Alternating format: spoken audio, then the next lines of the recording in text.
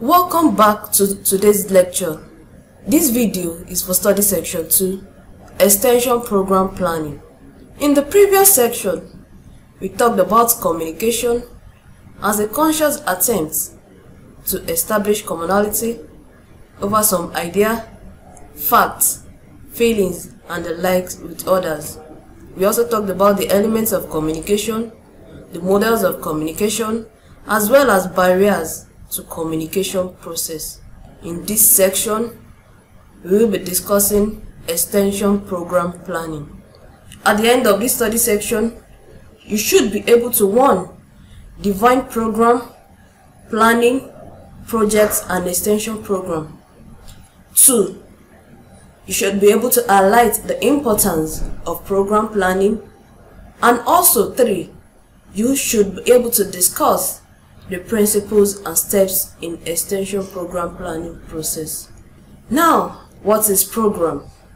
Program is proclamation, prospectus, listing of events to be done in chronological fashion, while planning is designing a course of action to achieve desired results. Planning is also a process which involves studying the past, the present, in order to forecast the future, and by doing this, determining the goals to be achieved and what must be done to reach them. On the other hand, project has to do with the specification of work to be done or procedure to be followed in order to accomplish a particular objective. Extension program is a statement of situation, objectives, problems, and solutions which has been prepared on the basis of adequate and systematic planning efforts, and which forms the basis of extension teaching activities. Project is a set of clearly defined, consciously conceived objectives or ends derived from an adequate analysis of the situation, which can be achieved through extension teaching activity. Then, what is program planning? Program planning is a continuous series of activities, of operations that leads to the development of a definite plan of action in order to accomplish particular objectives. In order to understand extension program planning, we must identify the importance of program planning. Program planning helps in understanding the statements of purpose both by the extension workers and the people. Its importance are 1. To ensure careful consideration of what is to be done and the reason behind it. 2.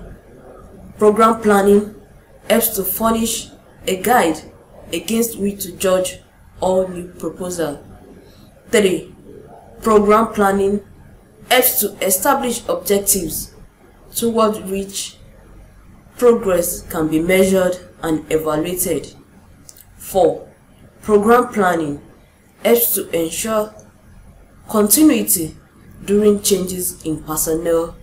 5. Program planning helps to justify expenditure and to ensure flow of funds. And last but not the least, program planning helps to avoid waste of time and money and also promote efficiency. Then, let's discuss principles and steps in the extension program planning process. Principles are the fundamental truths and settled rules of action. Principles of program planning in extension program are: 1. Program should be based on the felt needs of people. 2. Objectives of the program should have clarity and meaning. 3. Program should be based on analysis of the past, present situation, and the future needs of the people. 4. It has balance with emphasis. 4. It is a continuous process. 5. It is a teaching process. And 6. It is a coordinating process. In order to have a better understanding of extension program planning, There are steps that must be followed in extension program planning process. They are 1. Collection of facts. 2. Analysis of situation. 3. Identification of problems. 4. Determination of objectives and goals. 5. Developing plan of work and calendar of operations. 6. Follow-through plan of work. 7. Evaluation of progress. 8. Reconsideration and revision of program. Let's discuss the steps one after the other. 1. Collection of facts. It is the starting point of program planning process. Pertinent data may be collected from the available records and survey of the area.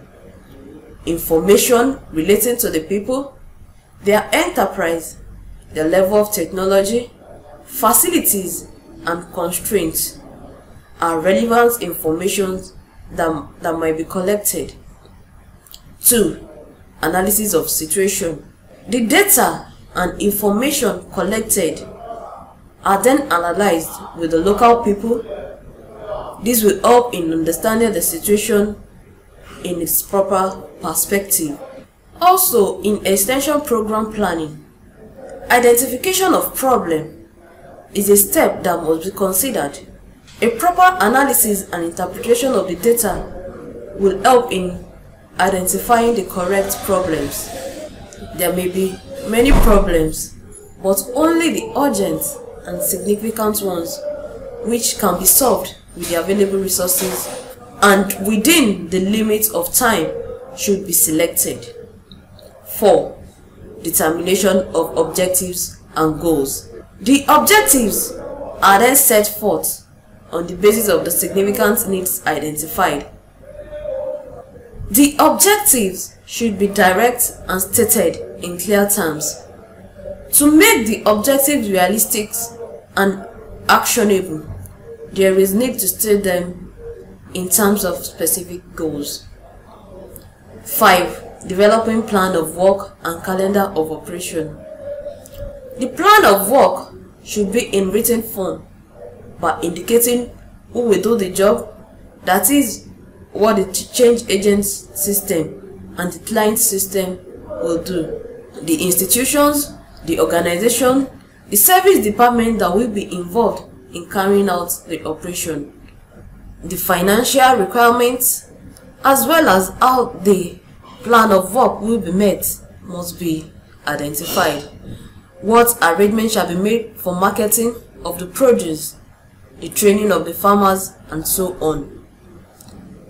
The plan should have all the essential details and no important points should be left out of the plan of work. The calendar of operation shall be prepared based on the plan of work by specifying when a particular work shall be done, by stating the dates as well as the time to carry out the operation. 6. Follow-through plan of work. 6. Follow-through plan of work and calendar of operations. Training of participants, communication of information, conducting method demonstrations, making regular visits, and monitoring are some of the important functions the extension agent shall perform at this stage. The work shall include solving unforeseen problems and taking corrective steps where it's been needed. 7. Evaluation of progress. Evaluation is described as the process of determining the extent to which we have been able to attain our objectives. All programs must have an inbuilt system. 7. Evaluation of progress. Evaluation is described as the process of determining the extent to which we have been able to attain our objectives. All programs must have an inbuilt system of evaluation to know how well the work is being done. Evaluation should be a continuous process, not only to measure the results, but also to ensure that all steps are being followed correctly. 8. Reconsideration and revision of program. On the basis of the results of evaluation, the program should be reconsidered and revised if needed. Reconsideration should be done not only with the participants, but also with the scientists, the administrators in extension organization. Reconsideration helps in making necessary corrections and modifications in the program. Thanks for listening. You can read more about this study section in your study material. See you in the next class.